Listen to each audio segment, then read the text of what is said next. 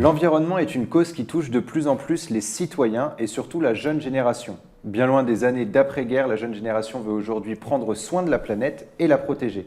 Pour en parler avec nous dans le MAG, Alberto Marigno-Rocha, président de l'association CPN Val-de-Seine. Bonjour et bienvenue sur Sensation. Bonjour.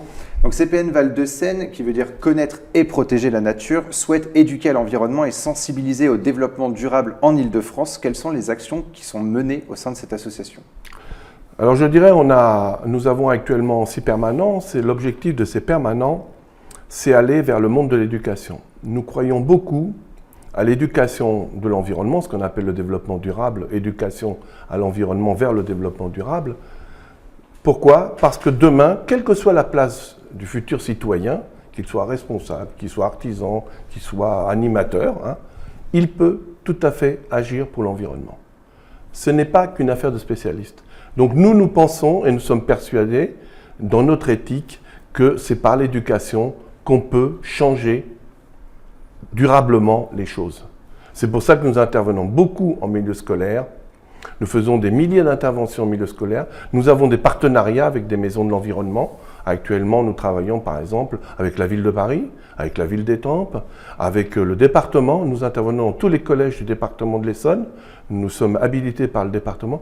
Nous sommes reconnus complémentaires à l'enseignement public dans l'Académie de Versailles. Nous sommes association d'intérêt général.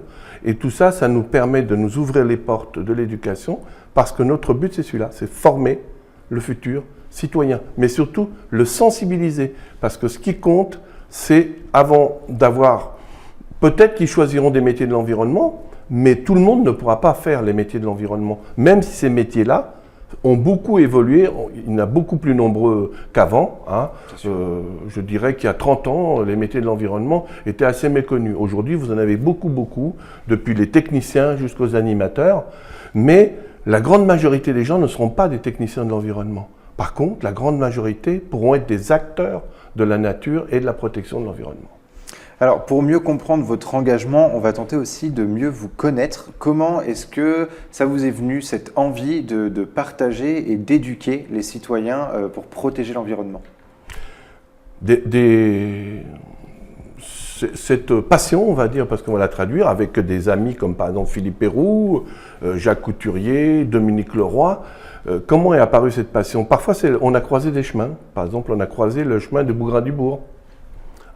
Et surtout, ce qui nous a fait notre passion, c'est la passion animale, avant d'être l'environnement. Ce qui nous a passionnés, c'est nous sommes des gens d'une époque, on va dire les années 70, pop, où la protection de l'animal était très importante. Et en particulier, aujourd'hui, on a un peu oublié, c'est les grandes lois de la protection des rapaces.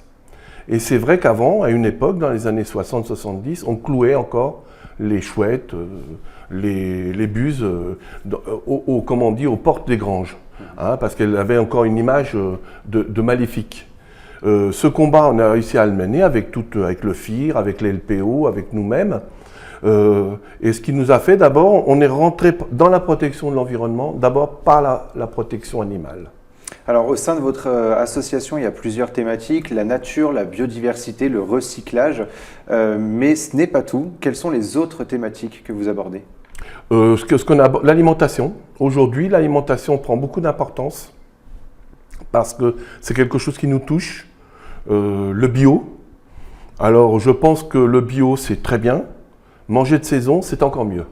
Voilà. Et le bio de saison, c'est encore mieux. Voilà. C'est sûr. Donc, je dirais que l'alimentation, c'est quelque chose que tous les jours, on a notre assiette devant nous. Alors, autant qu'on fasse des choix. Nous préconisons, par exemple, les circuits courts.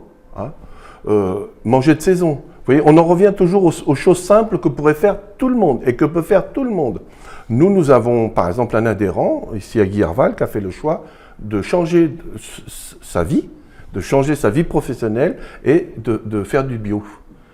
Donc nous l'accompagnons, nous avons fait le chantier, nous avons fait plusieurs chantiers nature pour lui permettre de se lancer.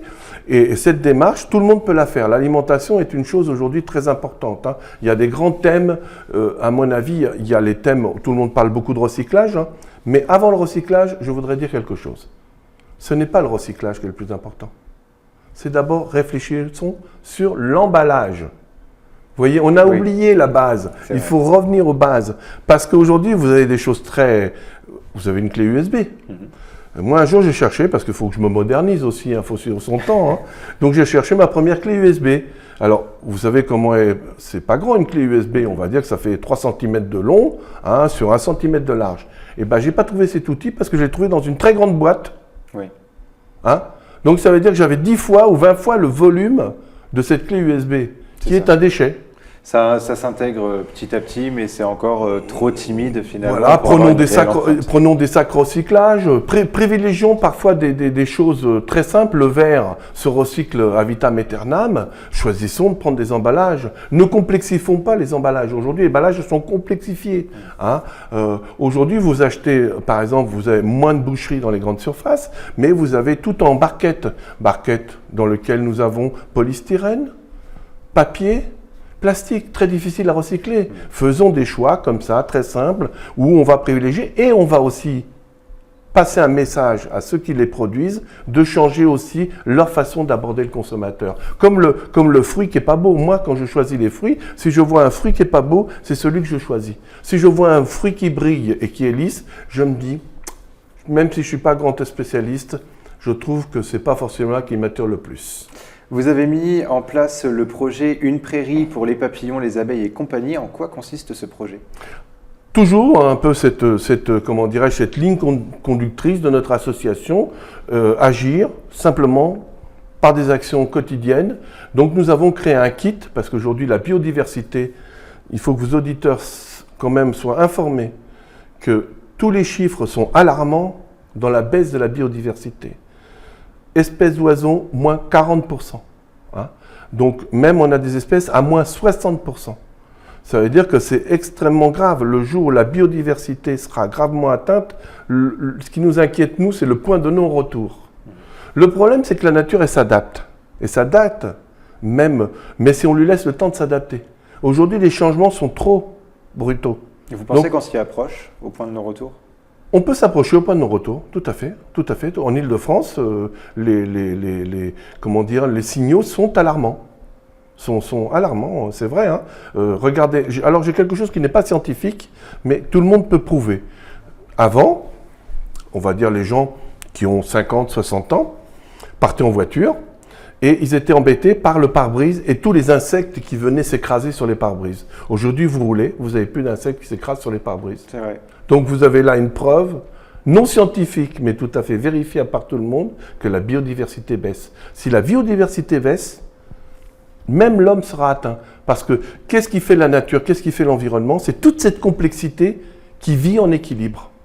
Alors, votre association a une trentaine d'années, elle s'est installée à Étampes. L'objectif, c'est de s'adresser à tous les publics, mais vous mettez aussi en œuvre le fait d'éduquer les enfants. Pourquoi éduquer les enfants aujourd'hui à l'environnement? Notre objectif, c'est éduquer les enfants. Et là, je me permettrai de revenir sur notre dernière opération qui a connu un grand succès grâce à certaines fondations qui nous soutiennent.